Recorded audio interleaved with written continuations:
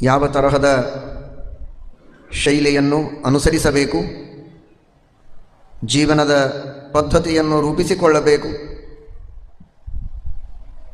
ಯಾವುದು ಶ್ರೇಯಸ್ಸಾಧನ, ಇದನ್ನು ತಿಳಿಸಿಕೊಟ್ಟಿದ್ದಾಳೆ ಇಂದ್ರದೇವರಿಗೆ. ಇಂದ್ರ ಬಲಿ ಇವರಿಬ್ಬರ ಮಧ್ಯದಲ್ಲಿ ನಡೆದ ಸಂವಾದ, ಆ ಪ್ರಸಂಗದಲ್ಲಿ ಪ್ರಾದುರ್ಭೂತಳಾದ ಮಹಾಲಕ್ಷ್ಮೀ ದೇವಿ ಶುದ್ಧ ಸದಾಚಾರಿಗಳಾಗಿ ಹಿರಿಯರಲ್ಲಿ, ಗುರುಗಳಲ್ಲಿ, ಭಗವಂತನಲ್ಲಿ ಶ್ರದ್ಧಾಭಕ್ತಿಗಳನ್ನು ಇಟ್ಟುಕೊಂಡು ಸೇವಿಸುವ ಸಜ್ಜನರು ಯಾರೋ ಅಂಥವರಲ್ಲಿ ನಾನಿರ್ತೇನೆ. ಪತಿವ್ರತೆ, ಪತಿಯನ್ನು ಬಿಟ್ಟು ಇರುವುದು ನನಗೆ ಉಚಿತವಲ್ಲ. ನಿಜವಾದ ಭಕ್ತಿ ನನ್ನ ಪತಿಯಾದ ನಾರಾಯಣನ ಬಗ್ಗೆ ಯಾರಲ್ಲಿ ಇದೆ? ಕೇವಲ ಭಕ್ತಿ ಎಂದರೆ ತಲೆಬಾಗಿ ನಮಸ್ಕರಿಸುವ ವಿಧಾನದಿಂದ ಮಾತ್ರ ತೋರುವ ಭಕ್ತಿಯಲ್ಲ.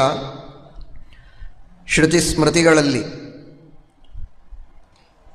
ನಾರಾಯಣ ಆದೇಶ ಮಾಡಿದ ರೀತಿಯಲ್ಲಿ ತಮ್ಮ ಜೀವನವನ್ನು ನಡೆಸುವಂತಹ ನಿಜವಾದ ಅರ್ಥದಲ್ಲಿ ನನ್ನ ಪತಿಯ ಭಕ್ತರು ಯಾರೋ, ಪತಿಯನ್ನು ಪ್ರೀತಿಸುವವರು ಯಾರೋ ಅಂತಹ ಸಜ್ಜನರಲ್ಲಿ ನನ್ನ ವಿಶೇಷವಾದ ಸನ್ನಿಧಾನ ಇರುತ್ತದೆ ಅಂತ ಮಹಾಲಕ್ಷ್ಮೀ ದೇವಿ ತಿಳಿಸಿಕೊಟ್ಟಿದ್ದಾಳೆ. ಚೆನ್ನಾಗಿ ತಿಳಿದುಕೋ, ಯಾರು ತಾನ್ಯಾರು, ತನ್ನ ಧರ್ಮ ಏನು, ಇದನ್ನು ಚೆನ್ನಾಗಿ ತಿಳಿದು ಅನುಷ್ಠಾನ ಮಾಡುವವರು ಯಾರೋ ಅವರ ಮನೆಯಲ್ಲಿ ನಾನು ವಾಸ ಮಾಡ್ತೇನೆ, ಅವರ ಮನಸ್ಸಿನಲ್ಲಿಯೂ ವಾಸ ಮಾಡ್ತೇನೆ. ಮನೆಯಲ್ಲಿ ಸಂಪತ್ತಿನ ರೂಪದಲ್ಲಿ ವಾಸ ಮಾಡಬಹುದು.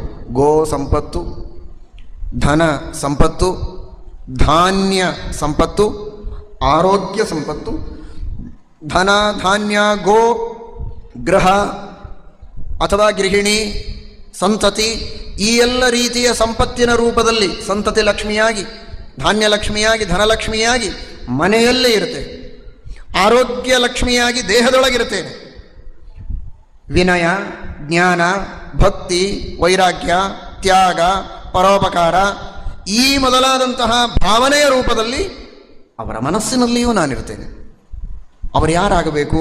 ಸ್ವಧರ್ಮಂ ಅನುತಿಷ್ಠತ್ಸು, ನಾನ್ಯಾರು, ನನ್ನ ಧರ್ಮ ಏನು ಅಂತ ತಿಳಿದು ಶಾಸ್ತ್ರಗಳ ಮೂಲಕ ತಾನೇ ಆಲೋಚನೆ ಮಾಡಿ ಅಲ್ಲ, ನನಗಿದು ಧರ್ಮ ಅಂತ ಅನ್ನಿಸ್ತದೆ ನಾನು ಮಾಡ್ತೇನೆ ಅಂದರೆ ಕೇಳುವವರಿಲ್ಲ. ಯಾವ ಕಂಪನಿಯಲ್ಲಿ ಉದ್ಯೋಗ ಮಾಡ್ತಾನೆ ಅವರು ಇವನಿಗೆ ಯಾವುದನ್ನು ಮಾಡುವಂತ ಒಪ್ಪಿಸಿದ್ದಾರೆ ಆ ಕೆಲಸ ಮಾಡಬೇಕೇ ಹೊರತು ನನಗೆ ಈ ಕೆಲಸ ಮಾಡಬೇಕನ್ನಿಸ್ತದೆ ನಾನು ಮಾಡ್ತೇನೆ, ನೀವು ಸಂಬಳ ಕೊಡಿ ಅಂದರೆ ಯಾರೂ ಕೊಡುವುದಿಲ್ಲ. ದೇವರು ತನಗೆ ಯಾವುದನ್ನು ಆದೇಶ ಮಾಡಿದ್ದಾನೆ ಅದನ್ನು ತಾನು ಧರ್ಮ ಅಂತ ತಿಳಿದು ಅನುಷ್ಠಾನ ಮಾಡುವವರು ಯಾರೋ ಅಂಥವರಲ್ಲಿ ನಾನು ವಾಸ ಮಾಡ್ತೀನಿ. ಎಂದಿಗೂ ಧೈರ್ಯವನ್ನು ಕಳೆದುಕೊಳ್ಳಬಾರದು.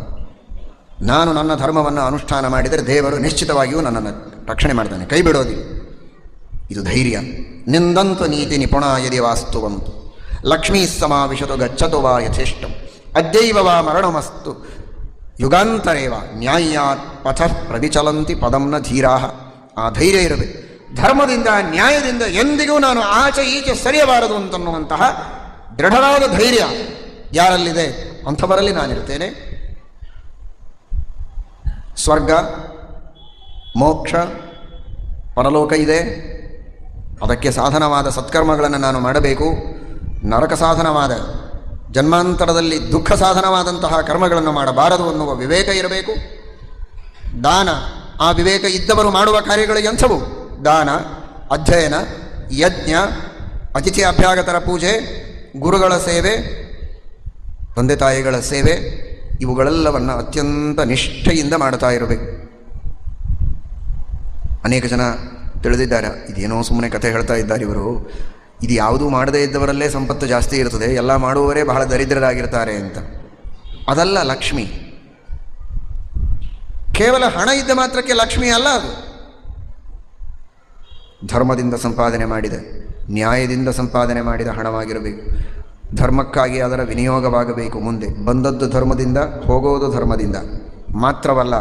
ಯಾವ ಸಂಪತ್ತು ಇವನಿಗೆ ಕೊನೆಯವರೆಗೆ ಸುಖವನ್ನೇ ನೀಡುತ್ತದೆ, ಜನ್ಮ ಜನ್ಮಾಂತರಗಳಿಗೂ ಪರಲೋಕಕ್ಕೂ ಸಾಧನವಾಗುವ ರೀತಿಯಲ್ಲಿ ಉತ್ತಮವಾದ ಸಂಪತ್ತಿದೆ.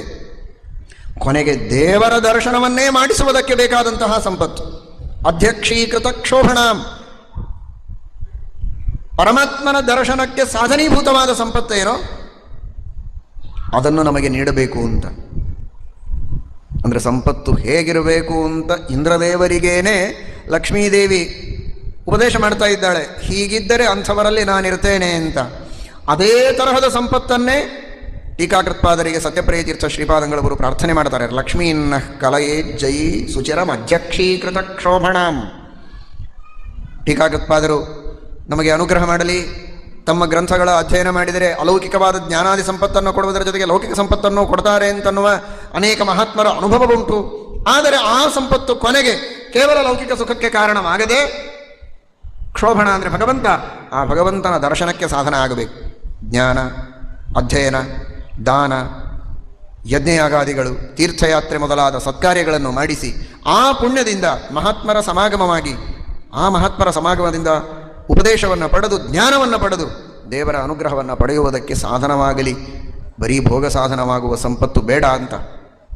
ಹಾಗಾದರೆ ಅಂತಹ ಉತ್ತಮ ಸಂಪತ್ತು, ಪರಮಸುಖ ಸಾಧನವಾದ ಸಂಪತ್ತು ಅದು ಸಿಗಬೇಕಾದರೆ ಈ ಎಲ್ಲ ಧರ್ಮಗಳ ಅನುಷ್ಠಾನವನ್ನು ಮಾಡ್ತಾ ಇರಬೇಕು, ಅಂದರೆ ಮಾತ್ರ ಸಿಗತ್ತೆ. ಇಲ್ಲದೆ ಇದ್ದರೆ ತಾತ್ಕಾಲಿಕವಾಗಿ ಸಂಪತ್ತು ಸಿಗತ್ತೆ, ಮುಂದೆ ಅತ್ಯಂತ ಉಗ್ರವಾದ ರೀತಿಯಲ್ಲಿ ಆ ಸಂಪತ್ತನ್ನು ಕಳೆದುಕೊಂಡು ದುಃಖ ಪಡಬೇಕಾಗತ್ತೆ. ದುರ್ಯೋಧನಾದಿಗಳಂತೆ, ಜರಾಸಂಧಾದಿಗಳಂತೆ ಬೇಕಾದಷ್ಟು ಸಂಪತ್ತು ಪಡೆದರು, ಆದರೆ ಅದೇನು ಸ್ಥಿರವಾಗಿ ಉಳಿಯಲಿಲ್ಲ. ಅವಮಾನವಾಗಿ ಸೋಲು, ಅವಮಾನ, ತಿರಸ್ಕಾರ, ಪರಲೋಕದಲ್ಲಿಯೂ ದುಃಖ, ಇಷ್ಟೆಲ್ಲವನ್ನೂ ಕೊಡುವಂತಹ ಅಹಂಕಾರವನ್ನು ನೀಡುವ ಆ ಸಂಪತ್ತು, ಅಂತಹ ಸಂಪತ್ತು ತೆಗೆದುಕೊಂಡು ಮಾಡೋದೇನಿದೆ? ಗುರುಗಳ ಸೇವೆಯನ್ನು ಮಾಡಬೇಕು, ಮನೆಯನ್ನು ಶುದ್ಧವಾಗಿ ಇಟ್ಟುಕೊಂಡಿರಬೇಕು, ಮನೆಯಲ್ಲಿ ಎಲ್ಲ ವಿಧವಾದ ಆಚಾರ ವಿಚಾರಗಳು ಚೆನ್ನಾಗಿರಬೇಕು, ಮಡಿ ಮೈಲಿಗೆಯನ್ನು ಸರಿಯಾಗಿ ಅನುಷ್ಠಾನ ಮಾಡ್ತಾ ಇರಬೇಕು. ಸುಸಂರಷ್ಟ ಗ್ರಹಾಶ್ಚಾಸನ್, ಇಂದ್ರಿಯ ನಿಗ್ರಹ ಇರಬೇಕು, ಅಗ್ನಿಯ ಸೇವೆಯನ್ನು ಚೆನ್ನಾಗಿ ಮಾಡ್ತಾ ಇರಬೇಕು.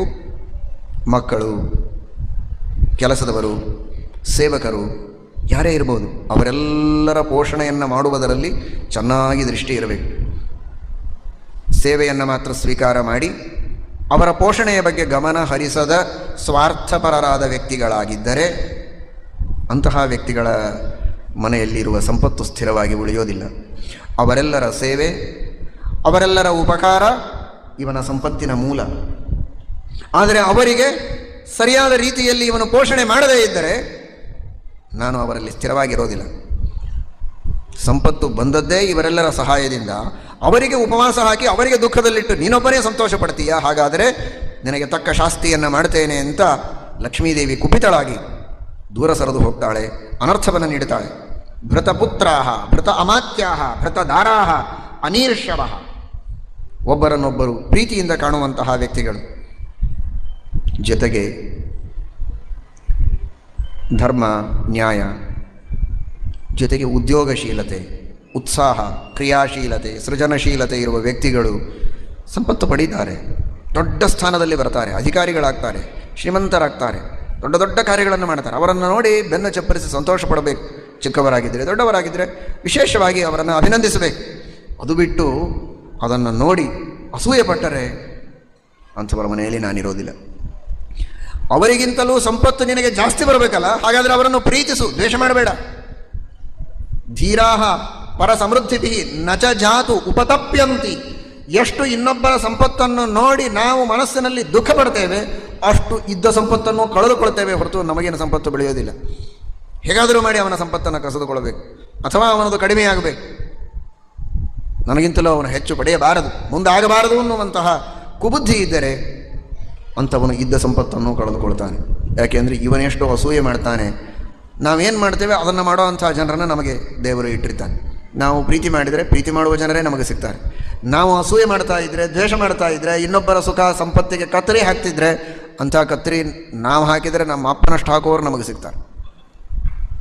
ಹಾಗಾದರೆ ಅದರಿಂದ ಆಗೋದೇನು? ನಾವು ಇದ್ದದ್ದನ್ನು ಕಳೆದುಕೊಳ್ತೇವೆ. ಲಕ್ಷ್ಮೀದೇವಿ ನೇರವಾಗಿ ಬಂದೇನು ಸಂಪತ್ತು ಕಸಿದುಕೊಳ್ಳೋದಿಲ್ಲ, ಇಂದ್ರದೇವರು ಬರೋದಿಲ್ಲ. ಆದರೆ ಬುದ್ಧಿಯ ಸಂಯೋಜಯಂತಿ, ಇನ್ನೊಬ್ಬರಲ್ಲಿ ಪ್ರೇರಣೆ ಮಾಡಿ, ಪ್ರಚೋದನೆ ಮಾಡಿ, ಇವನು ಹೇಗೆ ಇನ್ನೊಬ್ಬರ ಮೇಲೆ ದ್ವೇಷಾಸೂಯೆಗಳಿಂದ ಅವರ ಸಂಪತ್ತಿಗೆ ಕತ್ತರಿ ಹಾಕುವ ಆಲೋಚನೆ ಮಾಡಿದ್ದಾನೆ, ಅದೇ ರೀತಿ ಇವನ ಬಗ್ಗೆ ದುರಾಲೋಚನೆಯನ್ನು ಇನ್ನೊಬ್ಬರ ತಲೆಯಲ್ಲಿ ತುಂಬಿ ಆ ಮೂಲಕ ಇವನ ಸಂಪತ್ತನ್ನು ಹಾಳು ಮಾಡಿಬಿಡ್ತಾರೆ ದೇವತೆಗಳು. ಆದ್ದರಿಂದ ಇನ್ನೊಬ್ಬರ ಸಮೃದ್ಧಿಯನ್ನು ನೋಡಿ ಅಸೂಯೆ ಪಡೆಯುವುದು ಸರಿಯಲ್ಲ.